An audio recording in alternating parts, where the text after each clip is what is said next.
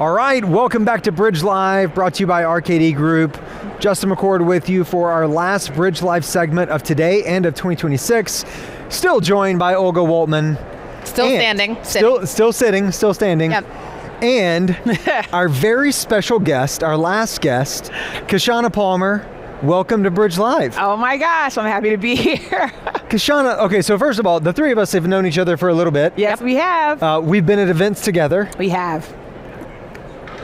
Kishshana, how do you feel about keynoting in front of, 2,700 friends on Friday? You know, I think my approach to being on stage, so I was that kid who didn't realize that being on stage was my favorite place. And so I'm a huge introvert, but something about being on stage, it makes me feel like I'm literally sitting here having a conversation with both of you.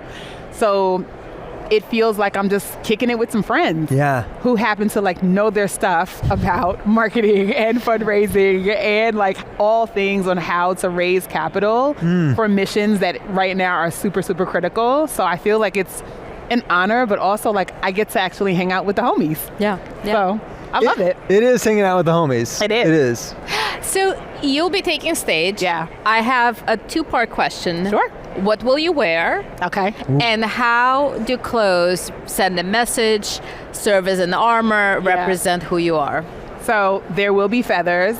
Feathers. I will say that. There will be layers of potentially tulle. I will also say that. For me, I have always been big on my clothing. I remember I started my career in investment banking, and I remember going to my sales manager, and they were like, Kishshana, this is $1 million seat. Kids would kill to be here. And my response was, but nobody's gonna see my clothes, right? Because I was gonna be at the desk for 18 hours a day. Yeah. So when I switched careers and started raising money, I started as a grant writer. Same problem. Who is going to see this stuff? And so my then CEO facetiously said, well, you should go out and talk to people. And I was like, I should go out and talk to people. So for me, clothes are just an outward expression of the inner joy that I have about life. And they're an opportunity for me to invite people into a conversation about what lights them up. What they're curious about. I believe that as adults, we don't get enough opportunity to play, but I get to play dress up as an adult, with the good fabric. Good fabric. You do get to, and you do it very well. One of my favorite moments of interacting with Kishshana was a couple years ago whenever we had you come speak at an event, and Olga, you were there in attendance. I was blown away. 75 people in a more intimate setting, a smaller theater setting, and Kishshana rolls out all sequins, Head to toe. all sequins and high-heeled shoes, and just it was a work of art to see how you use clothes to also deliver the message about finding your joy and about having courage and having sparkle in those tough moments. Absolutely, and it's something I think is so important. I remember as a kid, I didn't appreciate it then, but I definitely do now.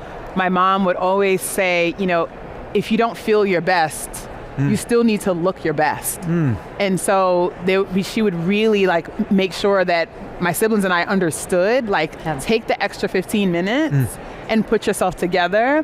And then no matter how we felt, she'd go, don't you feel better? And so over time, I'd be like, yes, I feel better. Yeah. And now I do feel better. Yeah. So. Yeah, no, that was a very memorable moment. I think I formed a very parasocial relationship with you, but then she turned out to be really nice too. She is the best. She is the best. Yeah. So what is your leadership origin story? So you talked about the grant writing, you talked about kind of speaking to donors, but how did you make the leap from that to the big stage? So I think I was the kid that was always the head of the class. I joke because I'm 47. And I've been this height since I was 11. So can you imagine? I'm the third grader who's 5'3" and towering over everybody else in the class. And so I get line leader by virtue of height. But I was 8th grade class president. And I had backup dancers, and Rump Shaker was my song. I just want y'all to know. So I always felt well, if I'm gonna be here, I might as well figure out what I need to do to be here. Yeah. And so when I first started in development, and had my first people management role. I think I was 23. My curiosity was about like how people show up at work and what motivates them to be here. Yeah. And I took that curiosity across the entirety of my career, and some people would say they're really proud of the numbers they were able to raise for really great organizations. I'm actually proud of the people who I was able to really steward their careers and really set them up for leadership. And so I've had the privilege of being a manager for probably a couple hundred folks at this point in my career. And except for a handful, they're all in executive positions in development, cut across marketing and comms and major gifts and operations. And I think that really speaks to the commitment I really have to people. Yeah. And I've had friends who have said, oh, I'm not working for you. You're a tough cookie over there. But then the people who work with me are like, but it's a blast over here. And so there's that gift, and also not a curse, but like it comes with, the responsibility comes with the accountability. Yeah. And so for me, really early on, leadership was about, if I'm going to be here, I guess I'm going to be here. Yeah. And so can I be a student of the game? Can I have real intellectual curiosity? Can I really be invested in what helps my team to be well? Where are they in this part of their life? And how does this particular role that they have, how are we an investor in what they're doing in their life? And so folks who work alongside me will tell you, you cannot work for me or with me if you don't have an outside pursuit of something. I don't care if it's basket weaving. I don't care if it's the sound bowls. You have to have a something that's just for you, and work just can't be it. Yeah. That just lights you up. I mean, leadership is, it is a responsibility, right? I forget who said it to me recently, but as a leader, we are responsible for the success of the flock that we have. Absolutely. Right? We are in that case a shepherd and have a tremendous sense of responsibility. Yeah. When you look across the social sector now, what do you see as the biggest challenges for leaders in terms of guiding their teams or implementing strategy? What are some of the things that you're seeing us be faced with today? So I think there's an interesting tension that we're holding right now. So thing one, moving into executive leadership, CEOs, executive positions are a lot of Gen Xers, of which I am one. And just like we were the middle kids of the career field, least studied, least stats, now we're moving into executive leadership, and it's sort of like the ghost of middle kid past yet again, right?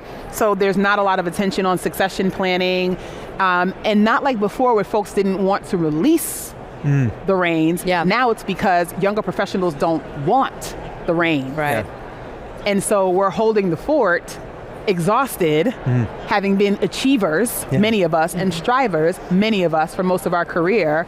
And as we come into our middle age, a different career, a different mindset, if we have kids, our kids are moving into different parts of their lives. We're trying to reset what we want for ourselves, and you naturally look to who are the professionals that you have been guiding into these roles, except these babies don't want that role. They are okay with never taking the helm. So I think the tension that we're holding right now is still needing to do that work of passing the baton.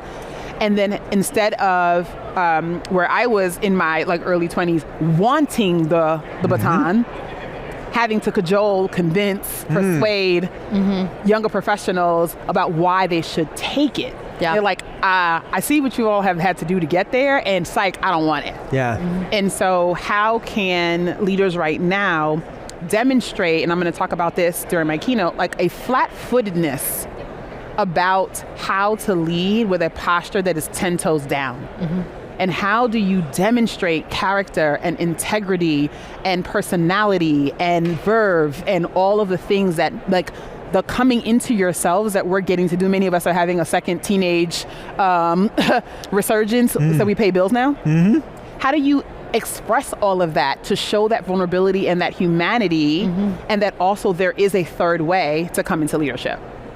So, I guess that begs the question, who is going to step in? Are people going to self-identify, or is it really up to us to? I think it's up to us. I think that the same find a way or make one that many of us experienced when we started in our careers, when we started our businesses, when we switched careers, when we stumbled, some of us will say we stumbled and slipped into this profession. We're going to have to take that same entrepreneurial spirit or intrapreneurial spirit, depending on how people show up, to be able to help usher in the next level of leadership, which is a new skill for a lot of us. It is, yeah. And even, you know, I think that there's, for each of us, we can think of a handful of people that they led and they saw something in us. Yes. And they communicated that to us. It wasn't something that they sat back and was silent about. They saw something and they put us in positions for visibility, for influence, for growth. And I think that that's another aspect of, as you step into certain parts of your career, like you see what someone did and you also have that responsibility to do that for someone else. Absolutely. Yeah. And for some of us who didn't have that experience, to release the sort of like post-traumatic stress of, well, I had to figure it out, therefore let me throw you into the deep end. Well, how's that working out for your cortisol level right now?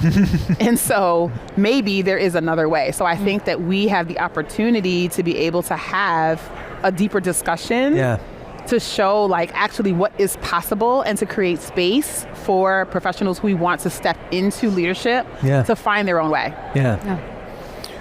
You, in addition to being a fabulous speaker and impeccable dresser, whenever it comes to stage presence otherwise, you're also a published author. I am. Talk to us about what that looked like in terms of getting to that point to where you wanted to write something down and then the process to write those things down, because you've done it a couple times over. Oh gosh, so busy is a 4-letter word. A guide to achieving more by doing less actually happened at a time where I was doing so much that my body literally broke. And I remember, so The Golden Girls is like my favorite show and followed very closely by A Different World. And I looked up and I had been under the covers every evening after work watching The Golden Girls reruns over and over and over again. And I knew that if you are reaching for comfort shows like comfort food, that you are operating at a low hum of depression. But I had been watching the same episodes for a good couple of months. Couldn't do much of anything else, was going through the motions, looked successful, like by whatever the markers we had decided at that time. And I thought, there just has to be a better way, and time management's not it, right? Like what is out there in terms of leadership for the kids, now adults, who were looking for their gold star, who were looking for the stale pretzel at the end of the school day to say they did a good job, who want to stop chasing that, but don't know how and don't want it to just be one more thing. Right.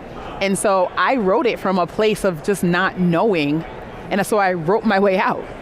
And then, if that wasn't good enough, then I got to pressure test it, because my business, as I knew it at the time, like hit a wall. I hit a wall. I stopped writing. I didn't want to speak anymore. So I did this thing and I was like, oh, these sales are amazing and people are speaking. And then I was like, psych, I'll be at home. And so then what do I do? I went back to what I wrote. And so now I'm rebuilding again. And I realized, oh, this darn thing really works. I mean, I knew it worked before, y'all, but I really was like, this really does work. So I wrote and I continue to write for folks like me who are in the forgotten professional middle. Amazing. I think there's lots of really great tomes out there. I think that there's lots of different experience, but if you look very closely at books and at long form articles on leadership, there isn't a lot that talks to the folks who are in that solid Gen X or that millennial bleed. And I thought, I'm going to start to write to speak to the folks like me who are like, no one is paying attention to me. And then it just so happened that the young people were like, actually, I relate to all of these things. And so I wrote it like a ready digest. You can pick it up at chapter 10 and never read another chapter. And what you need as your ready reference, you can use. 15, 20 pages later, you put it down, you can implement it and move on. And for folks who need that gratification of accomplishment, you still get a little of that. And for folks who need to like slow walk their way into a new thing, you get that as well. It's awesome.